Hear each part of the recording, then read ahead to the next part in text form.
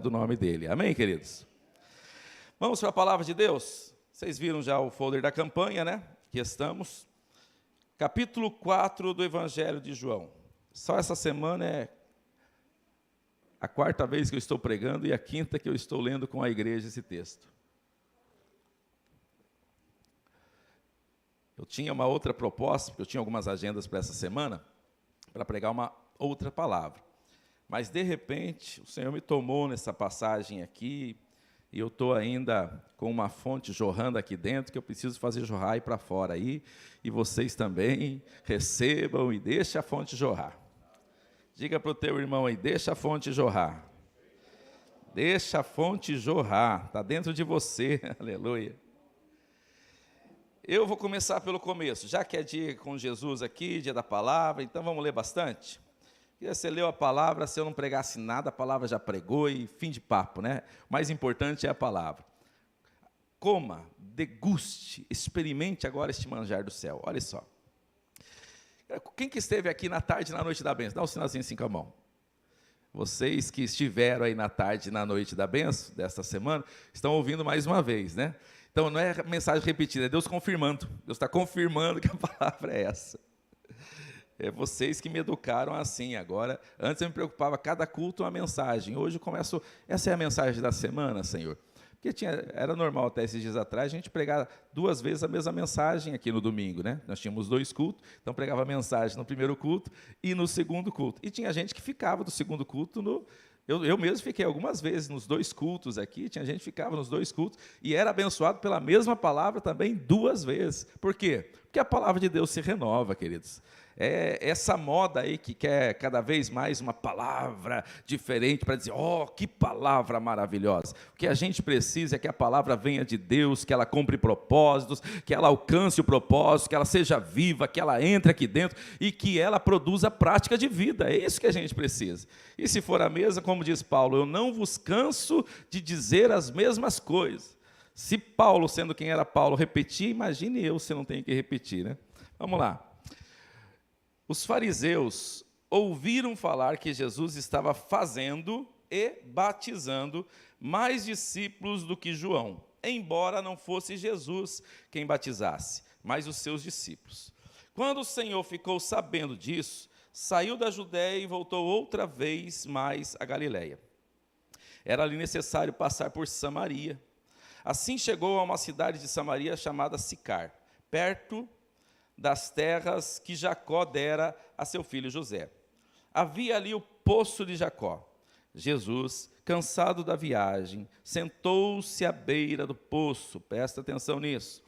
Isso se deu por volta do meio-dia.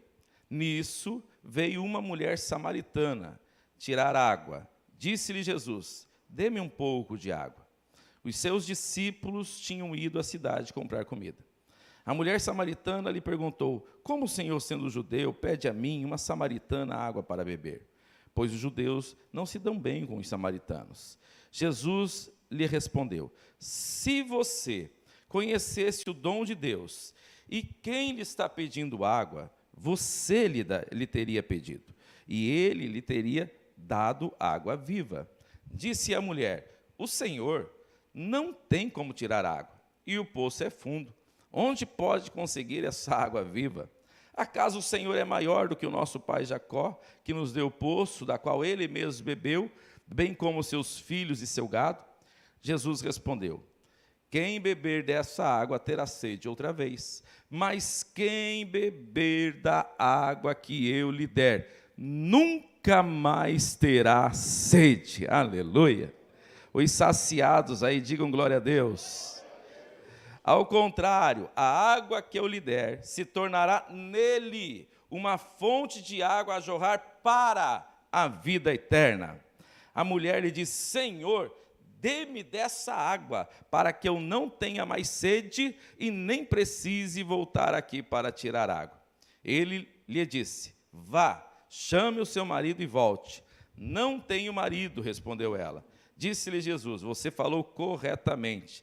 E algumas traduções diz, falou a verdade, dizendo que não tem marido. O fato é que você teve 5, e o homem com quem você vive agora não é seu marido. o que você acabou de dizer é verdade. Disse a mulher: Senhor, vejo que és profeta. Nossos antepassados adoraram neste monte, mas vocês, judeus, dizem que Jerusalém é o lugar onde se deve adorar. Jesus declarou: creia em mim, mulher. Está próxima a hora em que vocês não adorarão o Pai, nem neste monte, nem em Jerusalém. Vocês, samaritanos, adoram o que não conhecem. Nós adoramos o que conhecemos, pois a salvação vem dos judeus. No entanto, está chegando a hora, e de fato já chegou, em que os verdadeiros adoradores adorarão o Pai em espírito e em verdade. E são estes os adoradores que o Pai procura. Deus é espírito, e é necessário que os que o adorem, ou os seus adoradores, o adorem em espírito e em... Disse a mulher: eu sei que o Messias, chamado Cristo, está para vir. Quando ele vier, explicará tudo para nós. Então Jesus declarou: eu sou o Messias, eu que estou falando com você. Naquele momento, seus discípulos voltaram e ficaram surpresos ao encontrá-lo conversando com uma mulher. Mas ninguém perguntou: que queres saber? Ou, por que está conversando com ela? Então, deixando o seu cântaro, a mulher voltou à cidade e disse ao povo: venham ver um homem que me disse tudo o que tenho feito. Será que não é ele o Cristo? Então, saíram da cidade e foram para onde ele estava. Enquanto isso, os discípulos insistiam com ele: mestre, come alguma coisa. Mas ele lhe disse: tenho algo para comer que vocês não conhecem. Então os discípulos disseram uns aos outros: será que alguém lhe trouxe comida? Disse Jesus: a minha comida é fazer a vontade daquele que me enviou e concluir a sua obra. Vocês não dizem: daqui a 4 meses haverá colheita? Eu lhes digo: abram os olhos, vejam os campos, eles estão maduros para a colheita.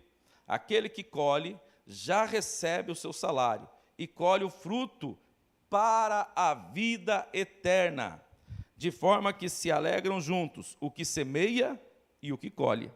Assim é verdadeiro o ditado: um semeia e o outro colhe. Eu os enviei para colherem o que vocês não cultivaram. Outros realizaram o trabalho árduo, e vocês vieram a usufruir do seu trabalho.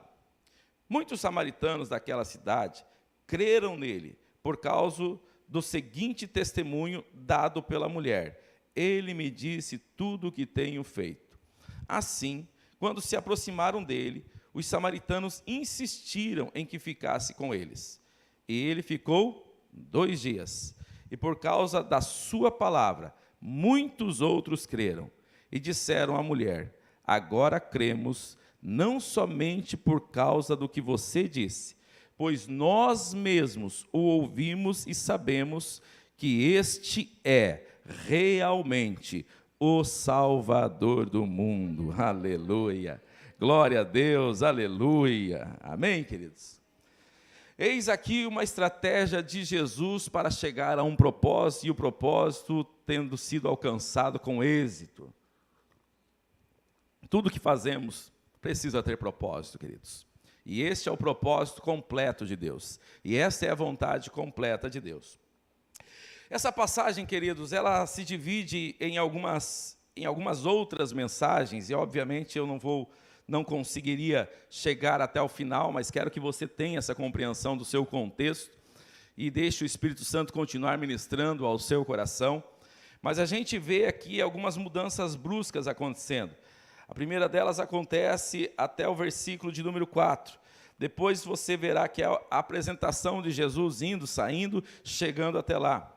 Depois começa do versículo 5 até o versículo de número 19, a conversa de Jesus indo numa direção com aquela mulher. Do versículo 19, você vai ver que muda novamente o tom da conversa. E assim a conversa vai acontecendo. O versículo 27 a seguir muda novamente. Depois do 39, muda novamente. E aqui, mas o mais importante, ainda que a conversa vai mudando e o nível vai mudando da conversa, o propósito é atingido e Deus chega aonde Ele queria chegar. Então, não se preocupe com mudanças, como já foi dito aqui, porque mudanças vêm para o bem. Nosso Deus é um Deus de mudanças, amém ou não amém? Você sabia disso? Eu vi uma mensagem sobre mudança essa semana, não sei por que Deus está falando tanto em mudança, mas eu vi uma mensagem sobre mudança essa semana. E aí, entre muitas coisas que foi falado ali, o grande problema, ou a grande solução, é que daí parece que começou a refrescar dentro de mim vários textos e várias passagens onde fica claro o nosso Deus como Ele é um Deus de mudança, né? Na mensagem foi usada a passagem de Abraão, de Ló e etc. E aí eu comecei a lembrar, por exemplo, na época que eles estavam no deserto. Eles estavam no deserto e eles caminhavam com uma coluna de fogo e a nuvem por cima deles. E o que acontecia? Quando eles se moviam, o povo se movia. Quando a nuvem se movia, eles se moviam. Quando parava, eles paravam. E eles não sabiam o tempo disso. Então, isso acontecia, podia ficar um dia, como podia ficar um mês, como podia ficar 1 ano, 2 anos, 3 anos lá. Então, Deus não estabeleceu um lugar, falou, vai lá, fica nessa região, até eu resolver o que tem que resolver, e depois vocês vão entrar na terra prometida. Não, ele foi mudando dali, foi mudando de cá, até chegar no propósito completo. E dá para passear na Bíblia e ver o quanto Deus muda, né? O plano de Deus, a gente olhando também, na nossa semântica, da maneira da gente encaixar as palavras, parece que houve alguma coisa diferente do antigo para o novo. Lógico que a gente sabe que é um plano só se desenvolvendo, mas quando você olha Jesus revelado, mudou alguma coisa. Então, nosso Deus é um Deus de mudança. Amém, queridos? E aí, aqui você vai ver que ele vai mudando o diálogo com a mulher.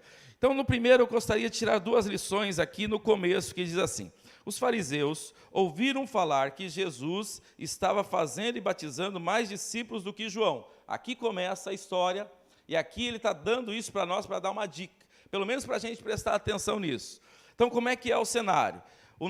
As coisas estão acontecendo de uma forma muito boa ali, de maneira que os discípulos estão aumentando, o batismo está acontecendo. Em outras palavras, queridos, sucesso e realização está acontecendo. Isso aqui é aquilo que a gente diz assim, olha, Deus está nesse negócio, aqui é o nosso lugar, e quer saber de uma, meu amigo? É aqui agora que a gente vai aumentar, vai investir, é aqui que Deus está prosperando, é aqui que a coisa vai acontecer. Com Jesus não é dessa maneira. O versículo 3 abre dizendo assim, quando Jesus ficou sabendo disso, que ele disse no versículo 1, ele está então dizendo aqui, o que ele disse nos outros versículos, está dizendo, quando Jesus ficou sabendo disso, ele foi para a Galileia mais uma vez, ele deixa a Judéia e vai para a Galileia. A primeira lição que eu gostaria que ficasse estabelecida em nosso coração, que eu creio que o Espírito Santo quer para nós aqui, queridos, é que a gente vença o perigo do sucesso que estaciona. O perigo do sucesso que nos estaciona.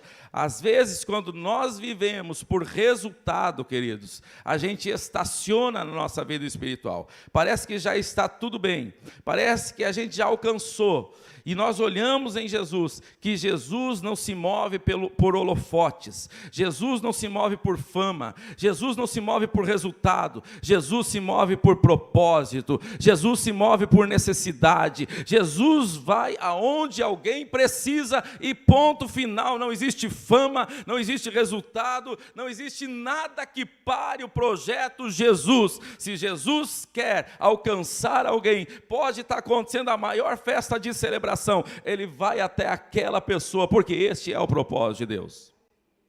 Você entende isso, queridos? Muitas vezes nós estamos parados, exatamente porque parece que a gente está tendo sucesso, e a gente acaba perdendo o propósito. Não perca de vista o propósito, Jesus deixa claro isso. E a necessidade aqui, queridos, que eu gostaria que você entendesse, a necessidade que Jesus se move nesse texto, nós não estamos falando de alguém que morreu, nós não estamos falando de dor, não estamos falando de cura, nós estamos falando de uma necessidade de uma pessoa que quer aprender a ser um verdadeiro adorador. É isso que Jesus vê. Ele está indo lá, porque depois nós vamos tratar aqui no versículo de número 4, a necessidade de ele passar em Samaria. Então, essa necessidade que ele enxerga, há uma pessoa querendo aprender a adorar direito. E nós vamos tratar disso um pouco mais para frente. Se eu não me engano, John Bevere fala que Deus não se move por necessidade, mas por fé. Então, o que nós estamos falando aqui não é de uma necessidade apenas, mas é de uma fé que quer saber quem Ele é para fazer as coisas direito. E esse tipo de gente, o próprio texto vai tratar, Deus está procurando. Então, o texto está, preste atenção, que as lições que Jesus está aplicando nesse texto, está acontecendo na prática. Aquilo que ele vai dizer lá na frente sobre o adorador que ele procura, é o que ele está fazendo quando ele sai da Judéia e está indo para a Galileia. Deus procura pessoas para quê? Para estabelecer o seu reino, para revelar a sua verdade, para se revelar. Quem tem sede, quem tem fome de Deus, quem tem desejo por Deus, nós somos o canal para também entender, queridos, que nós precisamos chegar a essas pessoas e revelar a elas quem Ele é, porque Ele vai saciar. Não existe sede que Ele não possa saciar. Não existe fome que Ele não possa saciar. Mas nós somos o agente de Deus aqui na terra. Amém, queridos? Então, a primeira coisa, cuidado com o perigo do sucesso que estaciona. Em segundo lugar, o GPS de Jesus não vai pela rota mais curta. Quando nós lemos o versículo 4, GPS aqui, queridos, vamos traduzi-lo por guiado pelo Santo Espírito. Então, o GPS aqui, queridos, de Deus, ele trabalha diferente do nosso. A gente procura o mais fácil, a rota mais curta. E isso faz que a gente não tem tempo, que não dá para fazer, não cabe na agenda, fica longe, vai dar trabalho, então é melhor eu deixar isso para depois. Eu queria muito ir lá ajudar aquela pessoa, mas olha, eu estou indo lá para o outro lado, não vai dar. E olha que Jesus não tem aqui um carro, tá? Jesus não tem nenhum camelo aqui. Nas suas viagens, a maioria das suas viagens ele faz a pé. E ele está indo por uma rota que não é a rota mais curta, mas ele diz, é necessário passar por Samaria. A necessidade aqui não é geográfica. A necessidade de passar por Sicar aqui, queridos, e a maioria dos teólogos concorda com isso, é exatamente a mulher. Então, o que nós vemos aqui, queridos, é um Deus que ele não está preocupado com distância e nem com trabalho. Ele se preocupa com quem quer Ele.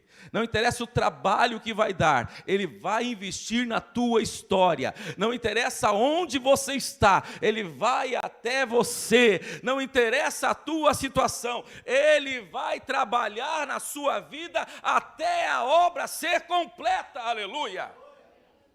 É a gente que quer o mais fácil, não, que ele vai dar trabalho, não, se manda para outra célula, porque isso daí vai dar muito trabalho para mim, não, isso daí fica muito longe para mim, e vai dar trabalho para mim, isso é nosso GPS, irmão. Agora, quem é guiado pelo Espírito Santo, quem é guiado pelo Santo Espírito de Deus, queridos, nós estamos preocupados que essas pessoas saibam quem é Deus, que elas saibam e conheçam a verdade, que elas tenham um contato com a verdade, e assim o nome de Deus é glorificado. Então, as primeiras duas lições que nós precisamos aprender com Jesus é a gente vencer o perigo do sucesso que estaciona e ajustar o nosso GPS ao GPS de Deus. As outras coisas, queridos, começam nos desafios daquilo que nos estaciona. Nós precisamos entender que, por exemplo, nesse momento há uma guerra espiritual aqui neste lugar. Amém ou não amém, queridos? Essa guerra espiritual, ela se estabelece da seguinte maneira: Deus tem algo a fazer aqui nessa manhã. Amém ou não amém? Amém, né? Amém, assim seja. Se o povo falar muito amém, por que fala amém? É apenas um chavão? Não, a gente está dizendo é verdade, é isso mesmo, ou não é, né? Então, amém ou não amém? E aí, Deus tem algo a fazer, porém, a gente tem uma história de vida. A gente tem um contexto, a gente tem uma cosmovisão das coisas, a gente tem uma compreensão de mundo. E o desafio se estabelece exatamente aqui. E o texto mostra isso. Qual é a guerra que vai acontecer agora aqui? É uma guerra que trata da mente, trata do coração, trata da história dela. E nós vamos ver aqui esses desafios. O primeiro desafio, queridos, que nós vemos, Jesus pede para ela água para beber. Jesus está lá, é interessante a gente pensar no cenário, porque em Samaria, esse poço, pelo que a gente percebe, é um poço central para eles, onde eles pegam água. E Jesus senta à beira do poço. Vocês já pararam para imaginar isso? É quase como se dissesse que aquela mulher, quando ela chega, imaginemos que o poço está ali, e ela vê para nós, dois poços estão ali. Para ela vê o quê? Um poço só. Qual é o poço que ela está vendo? O de Jacó. O que está sentado, ela não faz ideia, que é muito maior do que o de Jacó. E esse, às vezes, é o nosso desafio. A gente se guia muito pelo material e a gente vê o que é natural e o que é sobrenatural. Depois a gente trata um pouquinho mais disso. Então, a primeira impressão dela, ela chega e vê um homem à beira do poço. É isso que ela está vendo. E esse homem resolve falar com ela e pede água para beber. E aí entra o primeiro desafio dessa mulher, queridos. Ela diz: como tu, sendo judeu, pede água para mim, que sou uma samaritana? Porque os judeus tinham seus desentendimentos com os samaritanos. Queridos, esse desafio é um desafio social, é um desafio político, é um desafio de nação, é um desafio que ela já carregava na sua história. O primeiro desafio dela para conversar com Jesus. Conversar. Ela não está aqui nem questionando a questão de dar ou não dar água. Mas para começar o relacionamento, eu já tenho um problema, você é judeu. E isso, às vezes, já é o suficiente para que a conversa não continue. Eu poderia dizer que nessa manhã, Jesus pode estar dizendo para nós aqui: dá-me água. E o que significaria isso para nós aqui hoje? Vamos conversar? Estamos precisando ir para o nosso local secreto, para o nosso quarto. Eu quero um momento mais eu e você, eu tenho coisas a revelar ao seu coração. E a gente talvez não diria: tu és judeu, eu não posso falar contigo. Talvez a gente diria: Senhor, não tenho tempo, Senhor. Uma correria para lá e para cá, depois a gente deixa isso para depois. Minha agenda não cabe. Ó, a sociedade, né, moldando a gente, é o nosso corre-corre, são as nossas agendas, é a nossa cultura, muitas vezes. Eu não estou acostumado a orar. Esse negócio de oração é com outra pessoa, pastor. Esse negócio de orar aí, tem gente lá na igreja que está mais nesse ministério de oração. Os homens oram na segunda, as mulheres oram lá, então. E a gente já tem os nossos bloqueios já para começar a conversar com Jesus. Ouvir Jesus já é o primeiro desafio. Então, queridos, a gente precisa vencer esses desafios culturais, sociais, políticos e de religião. O segundo paradigma que ela precisa vencer também, queridos, aí Jesus diz: se você soubesse quem é que fala contigo, você é que pediria água, e eu te daria. Que coisa extraordinária, né? É extraordinário. A proposta é maravilhosa, mas para ela vem um outro desafio agora. E o desafio são os paradigmas do natural. A gente quer viver o sobrenatural, mas a gente enxerga as coisas como? Naturalmente. O tempo todo a gente enxerga as coisas como? Naturalmente. Então, para nós, a conta só fecha do jeito que a gente sabe. E a mulher diz: como que o Senhor pode me dar água se não tem corda, não tem vasilha e o poço é fundo?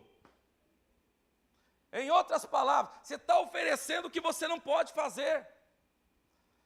Você, além de ser judeu, agora você é insuficiente, incapaz de resolver, porque você não tem as ferramentas. Naturalmente, queridos, quando a gente olha, faltam-nos explicações para viver o sobrenatural.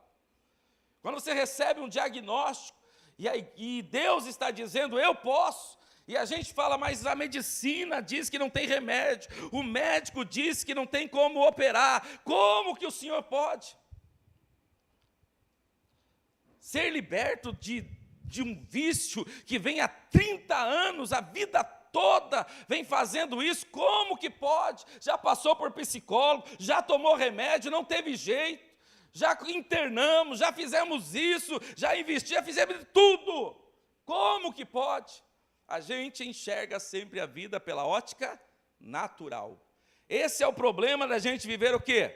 O sobrenatural. A gente está dizendo o tempo todo, não tem corda, o poço é fundo, não tem vasilha, não tem jeito. Ela precisa romper com o paradigma das coisas materiais. A outra coisa que ela precisa romper, queridos, porque a conversa continua. Ele diz, você não tem como resolver isso. Jesus disse para ela,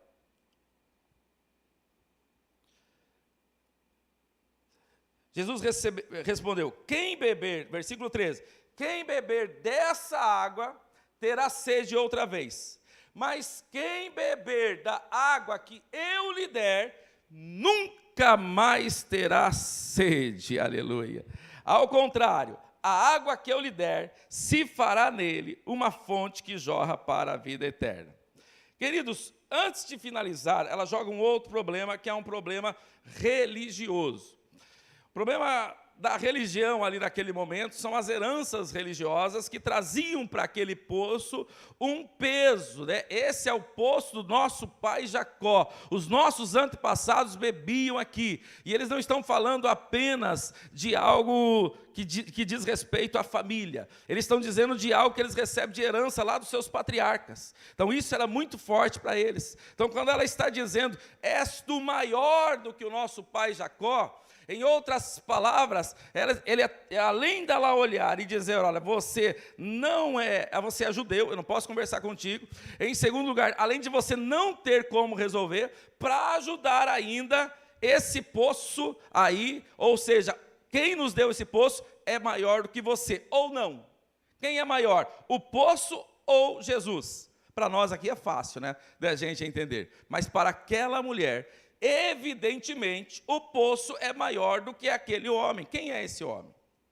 Então, ela tem aqui um problema religioso para resolver. E Jesus joga para ela dizendo, quem bebe dessa água vai voltar a ter sede. Mas quem beber da água que eu lhe der, nunca mais terá sede. Oh, maravilha! Que palavra maravilhosa! Quem já recebeu essa palavra aí no seu coração? Que coisa linda, né? A mulher também recebeu na hora.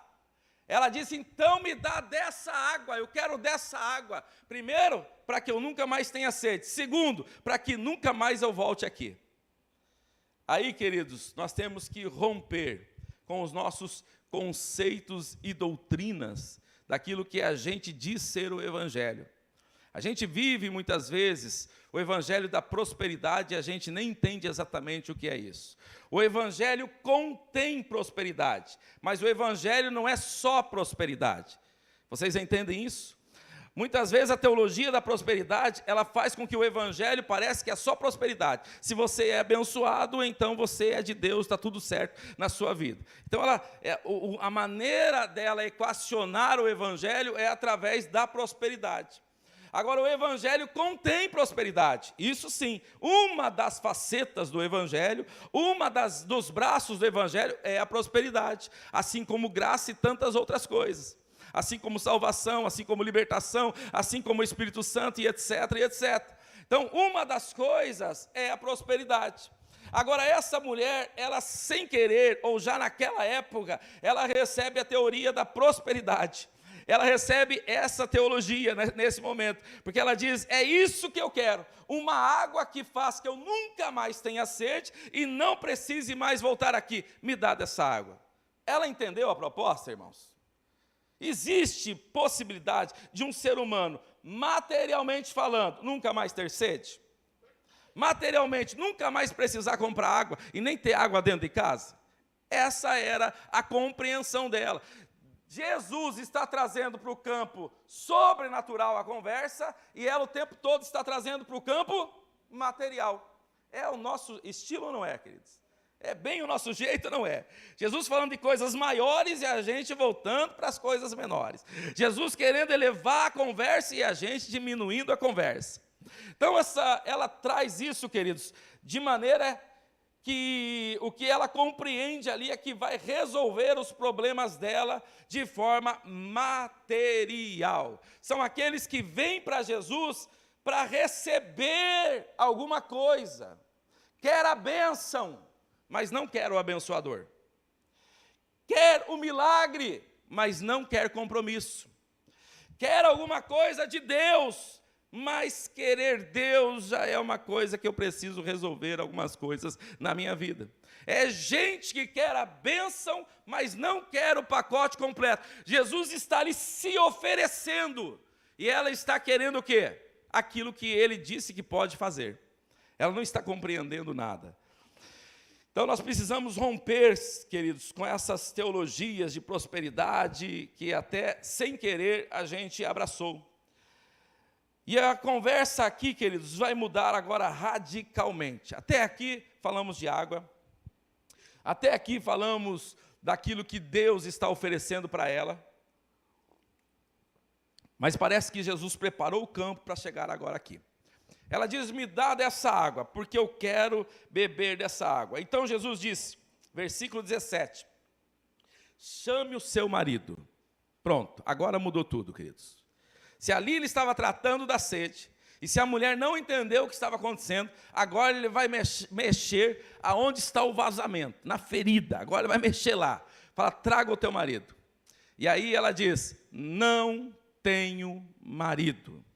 E Jesus responde para ela, agora você falou a verdade, agora você disseste bem, agora você falou com verdade o que você está dizendo. Você teve 5, e o que você tem agora não é seu marido. Queridos, com isso, nas nossas guerras, nós precisamos romper os fracassos que tivemos na vida. A gente muitas vezes fica estacionado naquilo que a gente já sofreu, na nossa dor, no nosso problema, e a gente não consegue viver algo novo.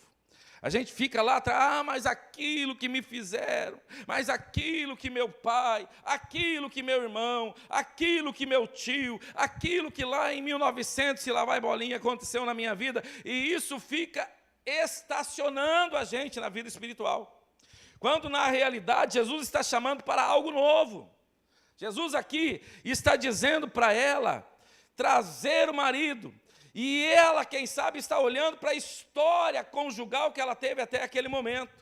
Queridos, eu quero fortalecer aqui aquilo que já é de conhecimento nosso. Nessa cultura, um relacionamento que ela não tivesse tido sucesso e tivesse tido divórcio, já era uma mancha complicadíssima naquela sociedade. Ela teve 5 que não deu certo de alguma maneira. E o 6º, agora, também não era dela. Você imagina a fama dessa mulher com 6 relacionamentos. E isso eu estou dizendo até por coisas que a gente julgaria legal. Até por uma questão da morte do marido. Ainda assim, a sociedade olhava até alguma coisa estranha. Você já viu, às vezes, pessoas que acontecem algum acidente e as pessoas julgam, né? Parece, por que será que ele quebrou a perna? Por que será que ele está passando por isso? Isso eu estou falando hoje, já acontece. Imagina aquela época onde alguma coisa acontecia e dizia, é porque está em pecado. Quem que está em pecado porque esse está assim? Por que quem está em pecado por causa disso, por causa daquilo? Então essa mulher é como se olhassem para ela com uma figura de fracasso. A maioria, ou eu não vou dizer na totalidade, mas até onde eu conheço, todos concordam que essa mulher está indo buscar água nesse momento por causa, inclusive, da sua história. Ela está indo no horário que ninguém vai buscar água, por causa da sua vergonha. Então ela está indo lá perto do meio-dia, ela pensa, não vai ter ninguém lá, eu vou lá sozinha, pego a minha água e vou embora. Vai chegar lá, tem Jesus lá. Então essa mulher, além de encontrar alguém que ela não queria ter encontrado ninguém, para ajudar, a pessoa ainda mexe na ferida. Nós precisamos vencer, se a gente quiser, queridos, viver aquilo que Deus tem. E para finalizar, a gente precisa romper com a procrastinação, o deixar para depois.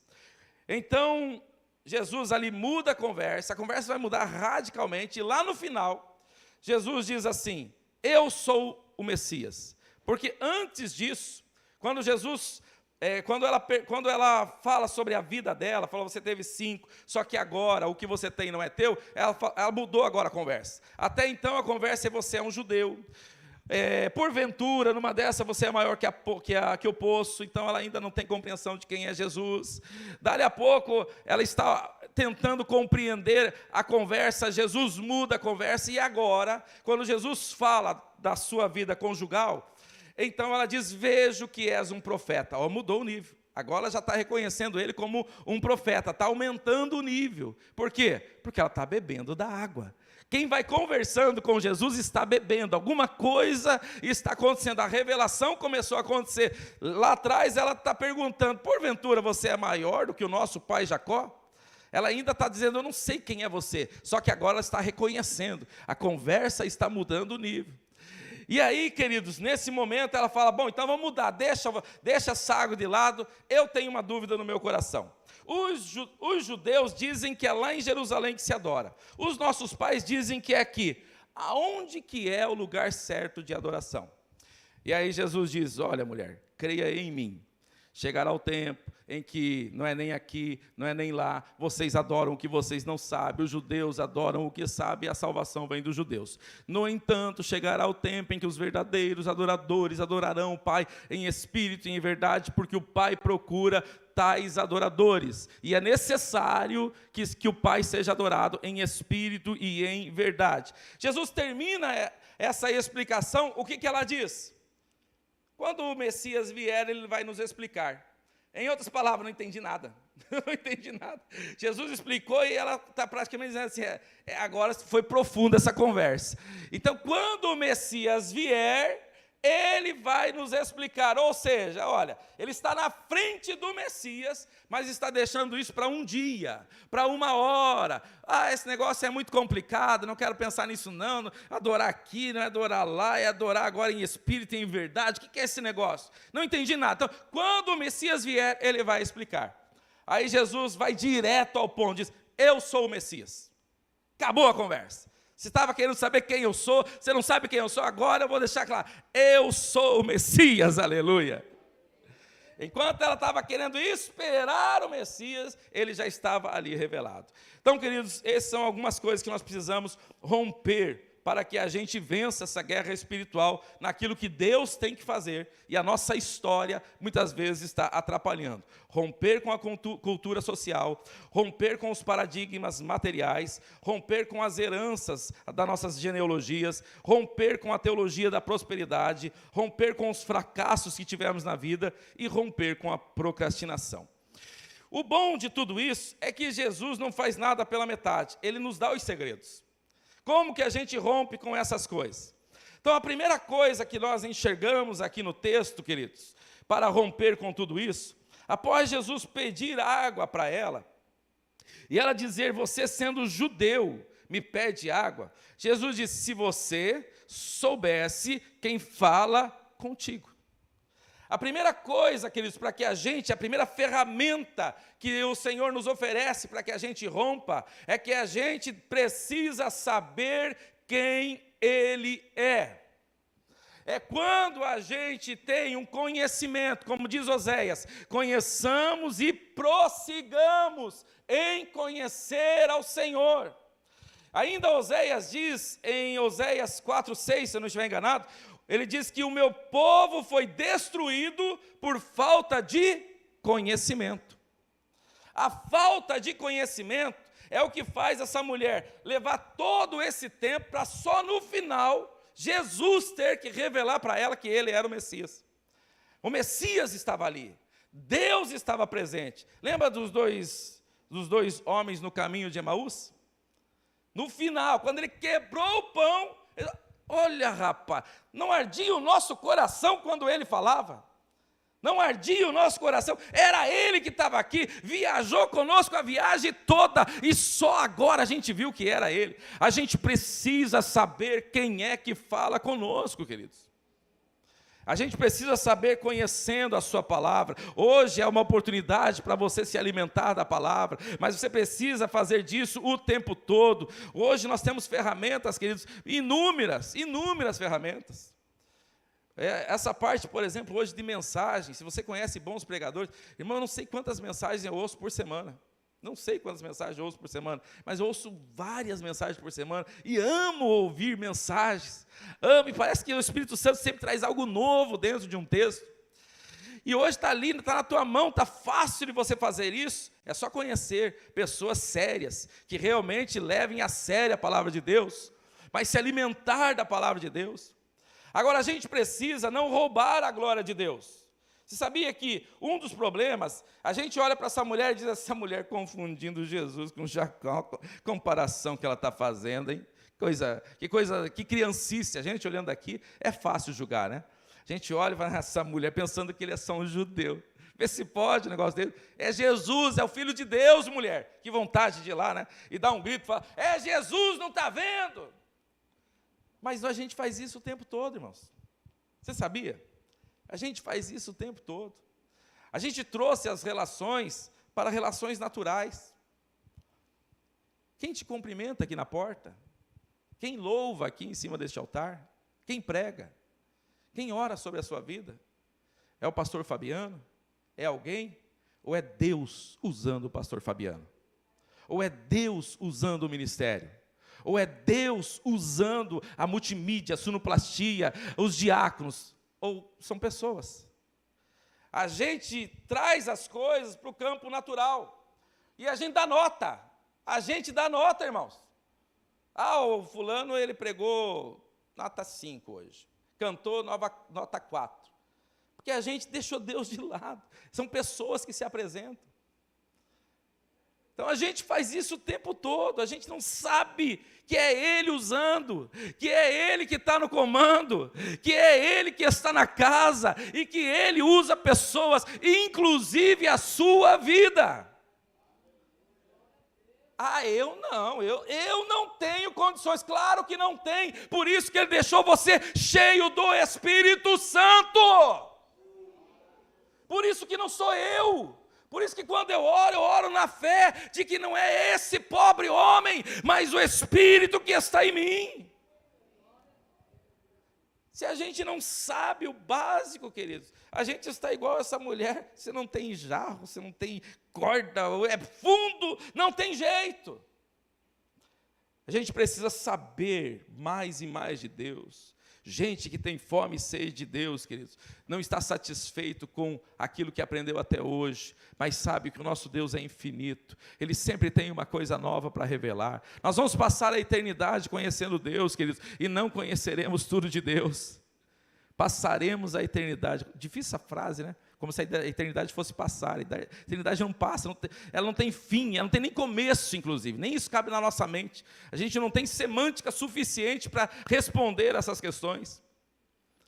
E a eternidade é pouco para conhecer a Deus. Por que eu penso, já sou crente, já está bom? Ei, querido, por mais que você tenha alguns anos a mais de vida, deixa eu te dizer uma coisa, Deus tem algo novo para revelar para você, e pode revelar aqui nesta manhã, fazer algo novo na sua história. Nós precisamos saber quem Ele é, porque quem sabe quem Ele é, você pode dizer para mim, eu sei quem Ele é. Ele diz que quem sabe quem Ele é, está dizendo, me dá água, me dá água, me dá água, e Ele está dizendo, e eu vou dar água, e eu vou dar água, e eu vou dar água. Quem sabe quem Ele é, pede, aleluia. Eu não estou pedindo, então eu não entendi ainda alguma coisa. Tem tanta coisa que a gente poderia pensar aqui, e tantos sofismas que a gente constrói. Tem um, por exemplo, que eu acho interessante, que já virou uma verdade no nosso meio. Se a gente perde uma oportunidade, parece que a gente perdeu tudo. A gente, às vezes, pensa, a gente trouxe alguma coisa, a gente construiu na história, que Deus é como se Ele chegasse com um pacotinho desse tamanho e dissesse, esse aqui é teu, e se você perder, não tem mais. Eu não consigo encaixar isso na Bíblia, queridos. O nosso Deus é uma fonte que não para de jorrar.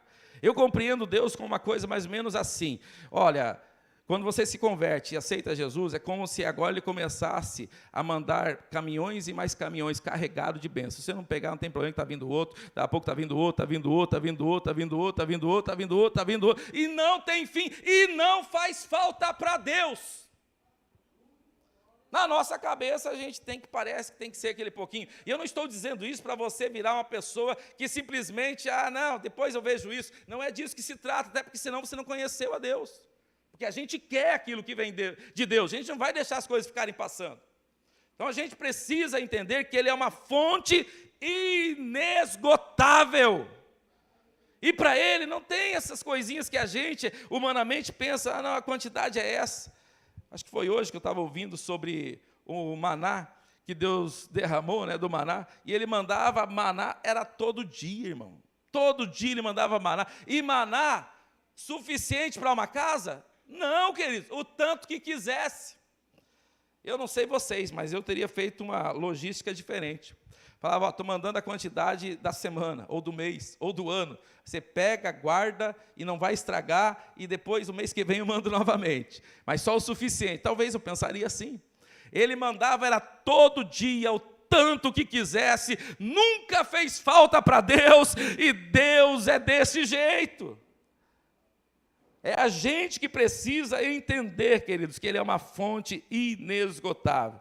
A mulher, então, não sabia quem era Deus. Esse é o grande problema. A gente acha que sabe quem é Deus e a gente precisa aprofundar o nosso conhecimento para viver muito mais daquilo que Ele tem. Depois disso, queridos, outro segredo que Ele deixa para nós é quando Ele fala para a mulher que se ela bebesse daquela água, ela nunca mais teria sede. A mulher diz, eu quero dessa água. E aí, logo a seguir, Jesus diz, então traz o teu marido. Agora é momento do quê? Arrependimento e confissão. Agora, inclusive, está antecedendo o que virá logo a seguir. Já já ele vai falar sobre espírito e verdade, mas o texto já começa com verdade. Ela abre o coração. Ela não diz, olha, Senhor, meu marido, então, eu tenho 5, qual deles que o Senhor está falando? Então, o meu marido, eu estou num relacionamento aí um pouco enrolado, então eu não sei, é esse que o Senhor quer que eu traga? Então, o meu marido, na realidade, esses homens que eu já tive, eles só me fizeram mal, Não, queridos, ela abre o coração e diz, olha, eu não tenho. É como se em alguns momentos ela olhasse para a vida dela, fizesse um exame e dissesse, o que eu tenho não é legal, o que eu tenho não está de acordo com Deus, o que eu tenho não está de acordo com a palavra, então eu não tenho. Eu tenho, mas eu não tenho.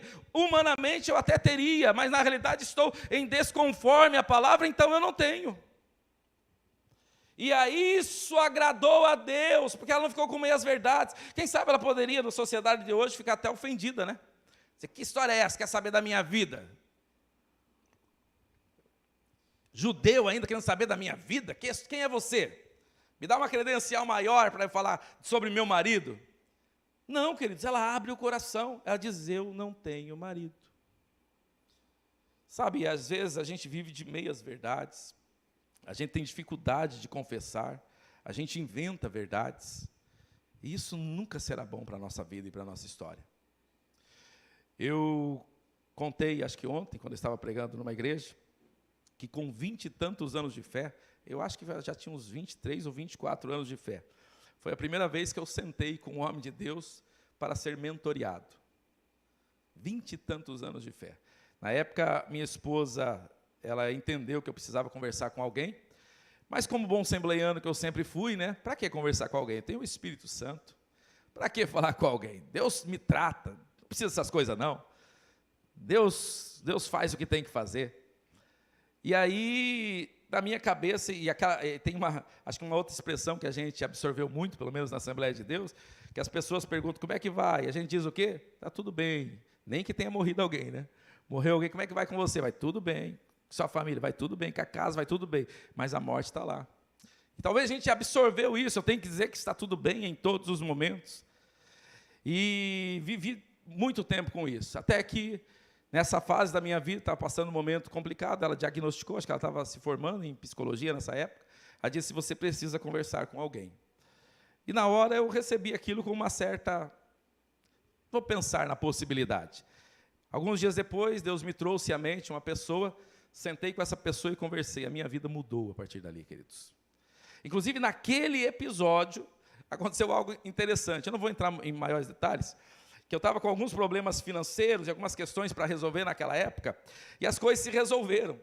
E naquela época eu acabei trocando de carro. Aí teve um colega que falou assim: rapaz, o que aconteceu com você? Eu falei: rapaz, eu andei conversando aí, eu não sabia do que ele estava falando, né? Eu falei: andei conversando com um pastor aí, um amigo, tal, e foi muito bom para mim, e etc, tal. Ele falou: rapaz, me dá o telefone dele que eu vou conversar também, porque eu tinha trocado de carro. Aí que eu entendi o que ele estava falando.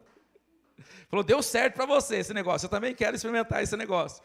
A gente, às vezes, queridos, a gente fica guardando coisas, e a gente não, e está ali Deus para tratar aquilo, está dizendo o que é que tem de errado, o que está acontecendo, traga o teu problema, traga o teu marido, e a gente traz qualquer uma outra coisa, e às vezes a gente interrompe o diálogo. Eu ouvi de um amigo, que quando um amigo foi pedir para ele uma certa área da vida dele, informação, foi ali que parou o diálogo. Nunca mais eles conversaram. Ele se sentiu ofendido por conversar. E amigos de ministério, queridos. Então a gente precisa, queridos, saber de uma coisa: Deus trabalha e opera quando a gente confessa e deixa. Em arrependimento, quando a gente abre o coração, quando você não carrega só para você.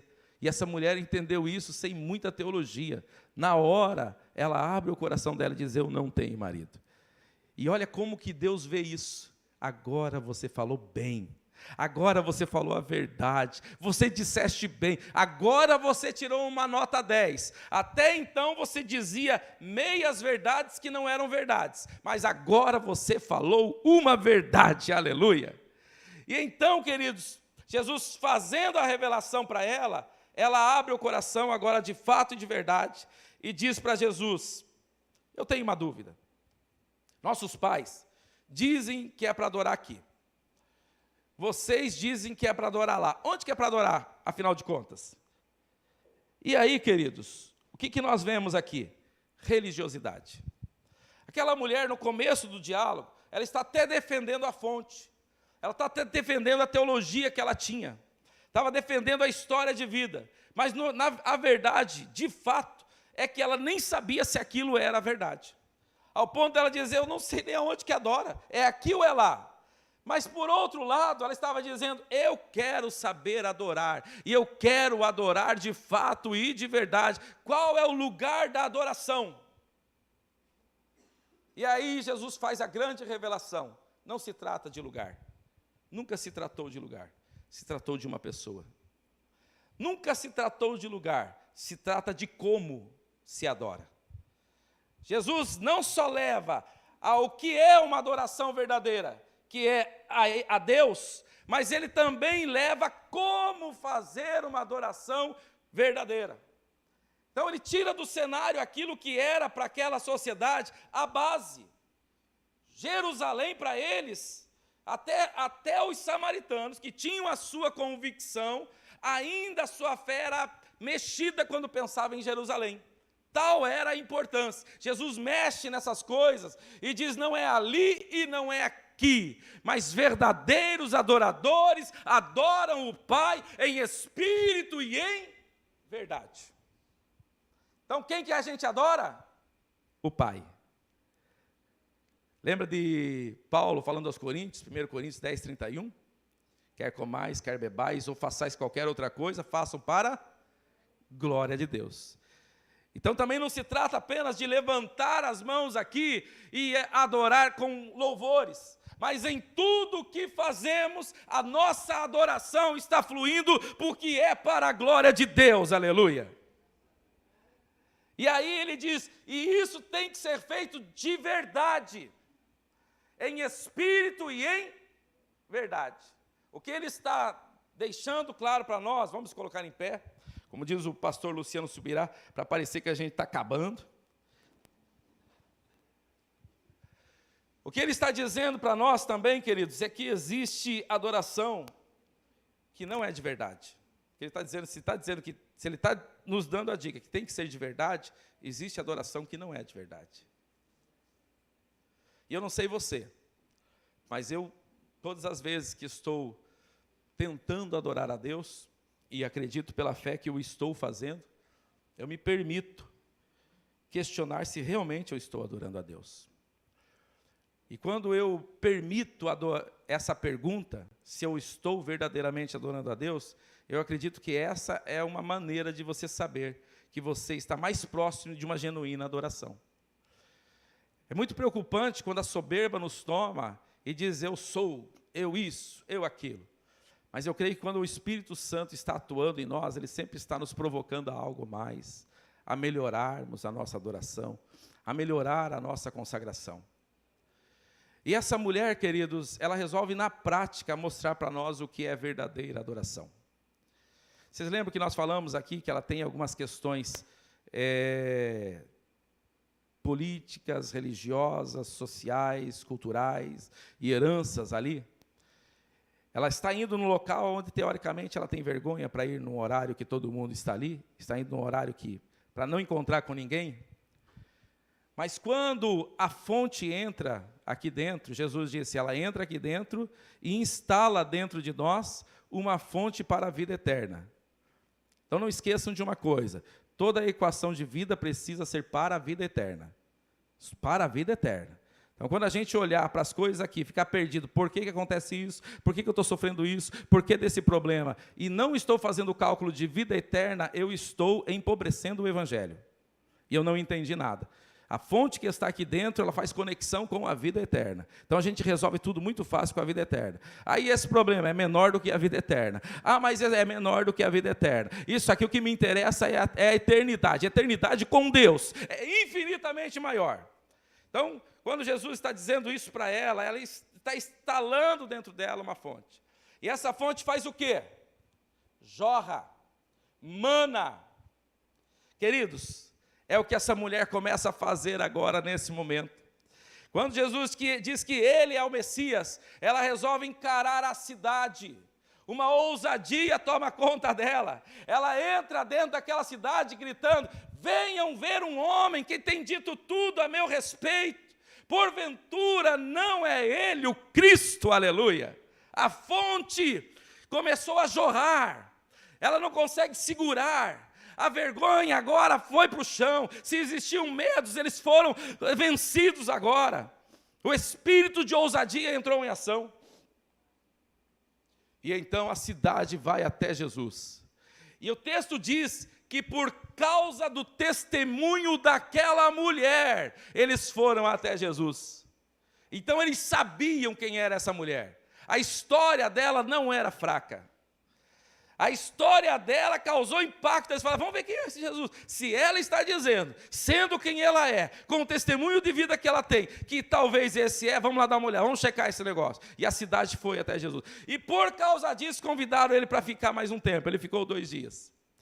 E termina o texto dizendo, agora não é mais pelo que você falou, agora nós mesmos sabemos que verdadeiramente Ele é o Salvador do mundo, aleluia. Versículo 28, queridos, nos faz um convite aqui nessa noite. Aquela mulher foi lá fazer o quê? Buscar água. Aquela mulher foi lá fazer o quê? Buscar água, com mais força. Aquela mulher foi lá fazer o quê? Buscar água. Versículo 28 diz que ela deixou a vasilha e foi para a cidade. O que o texto está dizendo para nós, queridos? Quando essa fonte entra, aconteceu aquilo que Jesus disse, a sede ficou de lado, a necessidade ficou de lado, eu vim para buscar água, que água nada, eu quero saciar a sede dos outros. Ela foi para buscar água para ela, mas o texto termina ela fazendo o quê? Saciando a cidade. Esse é o desafio para essa manhã. Eu não sei o que você está precisando, mas eu quero transformar a sua necessidade em uma vasilha aqui nessa manhã.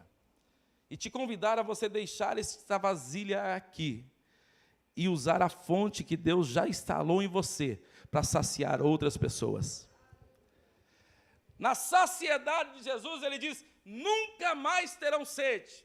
E eu profetizo nesta manhã, esta vasilha nunca mais vai ser o problema da sua vida, mas vai ser a cura para outras pessoas, em nome de Jesus. Então eu quero convidar você, que tem vasilha aqui nessa manhã, saia do seu lugar, eu quero orar pela sua vida aqui nessa manhã. Se você quer deixar a sua vasilha aqui. Quem sabe a sua vasilha é alguém precisando de libertação. Quem sabe a sua vasilha é a cura que você precisa. Quem sabe é alguma questão dentro de casa. Mas eu também quero falar de vasilhas aqui, aonde você quer ser usado por Deus em 2023. Você que tem sonhos de viver coisas extraordinárias com Deus. Você que diz que 2023 o Espírito Santo vai me usar. Esse é o ano que pessoas serão impactadas pela glória do Senhor. E Deus vai me usar para essas pessoas. Então vem aqui na frente, porque este é o dia e esta é a hora de você sair daqui saciado, jorrando, sair daqui dizendo: olha, é Ele o Messias, eu encontrei o Messias, e por causa do teu testemunho, muita gente vai vir, por causa do teu testemunho, muitos serão transformados, aleluia. Eu vou pedir para os presbíteros e pastores que estão aqui, peguem um óleo para nós, me ajudem aqui, nós vamos orar junto aqui. Minha esposa está por aí? Eu vou pedir para ela fazer a oração e eu vou junto com os pastores ungir a sua vida. Vem aqui, Simone. Quer receber? Então deixa a vasilha aí e vem aqui agora, derramar água aqui para ele. Querendo, pensou que vinha para beber água, você vai derramar água. Prática já, né? Graça e paz, amados. Vamos orar? Senhor, nosso Deus, nosso Pai, nós te louvamos por esta palavra, por esse ensinamento. Senhor, que nos traz uma reflexão de como o Senhor é paciente nos nossos processos. Obrigado, Senhor, porque percebemos que o Senhor fez a mulher samaritana entender que era mais profundo, que era muito maior o que o Senhor tinha para a vida dela. E nós estamos aqui diante deste altar com as nossas necessidades, colocando diante de Ti o nosso cântaro, deixando a nossa vasilha em Tuas mãos, Senhor, e buscando que o Senhor faça jorrar dentro de nós a fonte que é o Espírito Santo, a fonte da vida eterna, a fonte do Evangelho de Cristo para as outras pessoas, que possamos ser aqueles que saciam a sede, Pai, daqueles que estão sedentos, que possamos ser a resposta para aqueles que estão buscando ser verdadeiros adoradores e não sabem o caminho, que possamos levar a eles o Evangelho de Cristo, dizendo que há ali a solução para tudo o que eles precisam, que há ali a água que vai saciar a sede da vida deles e que nunca mais eles terão sede, Senhor. Eu te peço, Senhor, que este gesto agora de ungir este povo que está aqui diante de Ti, Senhor, com o desejo de ser fonte, que o Senhor possa concretizar, selar isso no mundo espiritual, Pai, que eles possam ver resultados deste ato nas suas vidas, ali no dia a dia, no seu trabalho, na sua casa, na sua família, com os seus amigos, que eles possam ver resultados, Senhor. Envia os sedentos, como aquela mulher que foi correndo para a cidade e disse: venham ver um homem que tem me dito tudo que eu tenho feito, que eles possam testemunhar dos teus feitos, Senhor, e que as pessoas venham ser alcançadas, Pai. Dá a eles oportunidade, Senhor. Coloca pessoas na vida deles para questionarem, para perguntarem: que alegria é essa que você tem? Que é isso que você carrega, que eu vejo que você é diferente, e que o Senhor possa enchê-los de ousadia para falar do teu amor, em nome de Jesus, e para a tua glória, Senhor. Assim oramos e te agradecemos. Amém. Queridos, você recebeu a oração? Quem recebeu, dá uma salva de palmas, mistura com glória a Deus e aleluia. Glória a Deus, aleluia. Recebeu? Recebeu ou não recebeu? Recebeu ou não recebeu? Então agora eu quero que você use a fonte. Olhe pelo irmão do seu lado. Use essa fonte agora. Abençoa quem está do seu lado. Ora por ele. Abençoa a vida dele.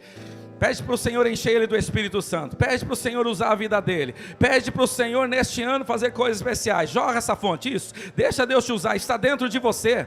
É para a glória de Deus. Está dentro de você. Usa o que está dentro de você. Deixa Deus usar a sua vida. Deixa Deus usar a sua vida. Deixa Deus usar as suas mãos. Deixa Deus usar os seus lábios. Usa com autoridade. Usa com graça. Sinta o Espírito Santo. Receba deste poder. Receba desta graça. Receba desta unção.